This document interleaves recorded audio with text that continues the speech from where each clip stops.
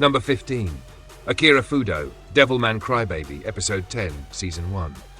Akira Fudo was never meant to be a hero, just a kind-hearted boy in a world drowning in chaos. When he merged with the demon Amon, he became something more, a Devilman, a being who carried both human compassion and demonic power. From that moment, Akira's destiny was sealed. His fight wasn't just against monsters, it was against hatred, fear, and the very darkness of humanity itself. Through every battle, his tears told the story of someone trying to protect a world that refused to be saved. By the final episode, the war between demons and humans had consumed everything. Standing against Satan, his best friend Ryo Asuka, Akira fought until the very end. When the dust settled, his body lay broken among the ruins of a dying earth, a silent testament to love and loss. Akira's death wasn't just physical, it was symbolic. The last spark of humanity snuffed out by the very being he cared for most.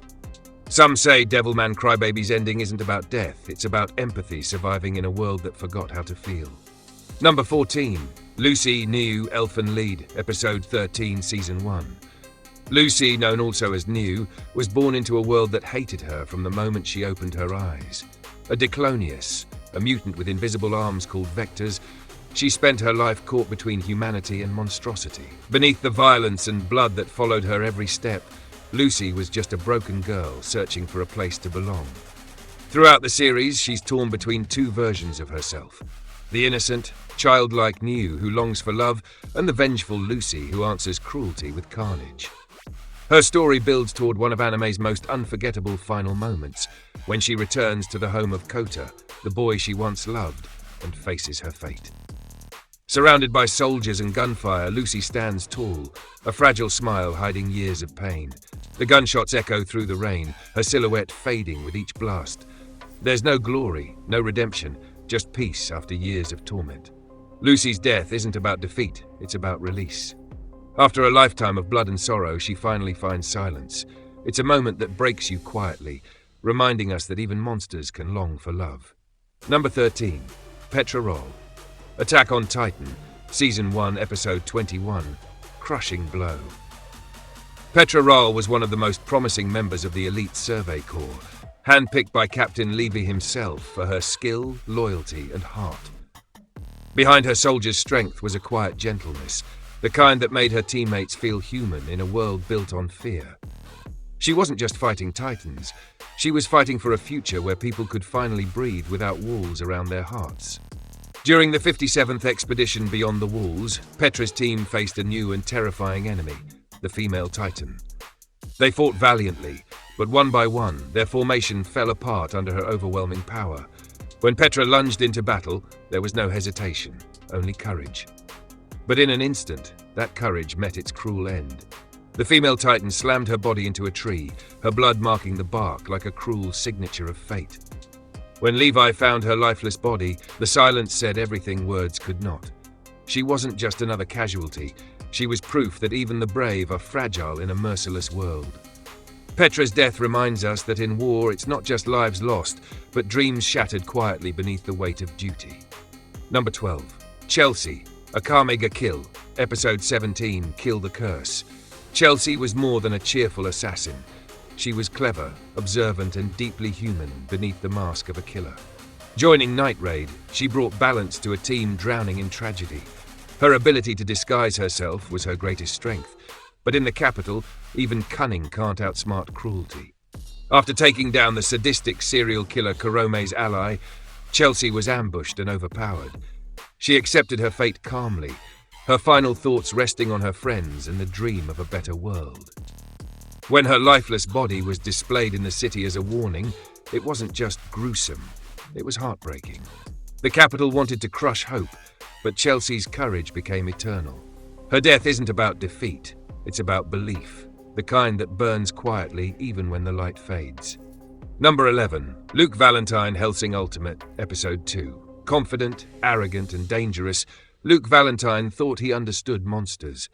As a vampire created to test Alucard, he entered the mansion with pride and left it in pieces. His fight against the Hellsing organization was short but unforgettable, a clash between arrogance and absolute power. In his final moments, Luke realized he was never the predator, only prey. The look of fear that crossed his face as Alucard's power consumed him was more haunting than his death itself. He wanted to be legendary, but ended up a cautionary tale in the shadow of a true immortal. Luke's end isn't tragedy, it's irony. He wanted to become a god, and instead learned what it means to face one. Number 10. Eclipse Victims. Berserk, 1997, Episode 25, Time of Eternity. The Band of the Hawk were heroes, comrades, dreamers, until the night the sky turned red. The eclipse wasn't a battle, it was a betrayal. Griffith's ambition led him to sacrifice every friend he had to become one of the God Hand. As demons descended upon the battlefield, Guts and Casca watched helplessly while their comrades were slaughtered. The screams weren't of fear, but disbelief. How could dreams end like this? That scene, drenched in despair, remains one of anime's most haunting moments. The eclipse wasn't just death, it was the death of trust, of hope, of everything human in the world of Berserk. Number 9. Misaki's Classmate, another Episode 1. It began innocently, a student running down the hallway during a storm. But in another, even the ordinary becomes horrific. As she trips, the tip of her umbrella becomes her undoing. The scene was sudden, shocking, and unforgettable. Her death set the tone for the entire series. Unpredictable, merciless, and cruelly casual. Each classmate that followed was a reminder that fate in another doesn't whisper, it strikes without warning. Sometimes the scariest part of death isn't pain, it's the randomness of it. Number 8. Jason Yamori. Tokyo Ghoul, Season 1, Episode 12, Ghoul. Jason was once a man turned monster by torture, and he inflicted that same suffering on others. His cruelty defined him, until he met Kaneki. In their final confrontation, the roles reversed. Kaneki, broken beyond repair, found his strength in agony. When Kaneki finally stood over Jason, calm and emotionless, it wasn't revenge, it was liberation. The predator became prey, and silence replaced screams. Jason's death wasn't about justice, it was the reflection of a world where pain is the only teacher left. Number 7. Kana Kimishima, Parasite, The Maxim, Episode 15, Something Wicked This Way Comes. Kana believed she was special, drawn to Shinichi by a mysterious force she thought was love. But that instinct was danger calling her closer to death. When she mistook a parasite's signal for Shinichi's, she ran toward her fate with a smile. In a world of monsters, her innocence was her downfall. Shinichi's scream as he reached her too late is one of the show's most devastating sounds. Kana's death is the definition of tragedy, a heart chasing love in a world that only knows hunger. Number 6. Seiko Shinohara Corpse Party Tortured Souls, Episode 2. Seiko was cheerful, loyal, and protective, the kind of friend who brightened even the darkest place. But Heavenly Host Elementary had no mercy for kindness. Alone in that cursed school, fear and despair twisted everything. Her death was cruel because it wasn't just physical, it was emotional. She died believing she was abandoned. Later, her friends' screams echo through the halls when they find her. Seiko's death is haunting because it reminds us, in horror, the scariest thing isn't ghosts, it's dying alone.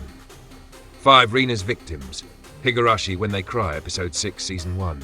Rina Ryugu's smile could melt hearts, but behind it hid deep paranoia and trauma. When the mysterious curse of Hinamizawa took hold, her mind broke completely. In one chilling sequence, Reina's delusions turned her into something unrecognizable. Her victims weren't enemies, they were people she once cared about. The tragedy wasn't the violence, but the sorrow of watching a kind girl unravel under unseen forces. Higurashi reminds us, sometimes monsters aren't born, they're created by fear, loneliness, and madness.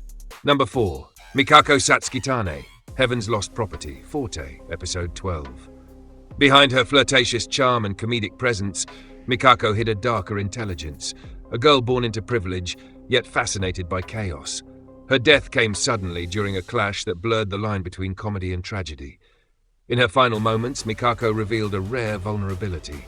The woman who once laughed at everything finally faced silence, and it felt heavier than any scream. Her end is quiet, reflective, and deeply human, a reminder that even the strongest masks eventually crack. Number 3.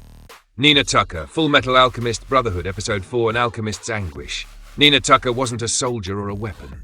She was a child, innocent, kind, with a smile that softened even Edward Elric's heart. Her father's desperate thirst for recognition led to one of anime's most infamous tragedies, turning his own daughter into a chimera. When Edward and Alphonse discover the truth, the air itself seems to stop. There are no explosions, no blood, just silence, and the sound of innocence being destroyed. Nina's death isn't about shock, it's about the unbearable truth that sometimes the cruelest monsters wear human faces. Number 2. Makoto Ito's School Days, Episode 12, School Days. Makoto was never a hero, just a teenager blinded by lust and selfishness. His tangled web of lies led everyone around him to ruin. By the final episode, the story that began as a romance turned into a nightmare. When his lies finally catch up to him, it's not revenge that ends him, it's consequence. His final moment is shocking, but what lingers is the emptiness that follows. Makoto's death is poetic justice, the moment where manipulation meets its mirror and realizes love without empathy is destruction. Number 1. Ishida, Kaiji, Ultimate Survivor, Episode 5, Failure's Freedom. Ishida wasn't brave, but he was kind, an ordinary man trapped in extraordinary desperation. When Kaiji's deadly gamble forced players to cross a suspended beam over death, Ishida tried to be strong. He gave Kaiji his trust, his courage, and in return, fate gave him tragedy. His fall wasn't just physical, it was symbolic. The fall of every honest man crushed by a system built to devour the weak. Kaiji's scream as Ishida disappears into the void still echoes years later. Ishida's death isn't about loss, it's about friendship, sacrifice, and the cruel price of hope in a world built on despair.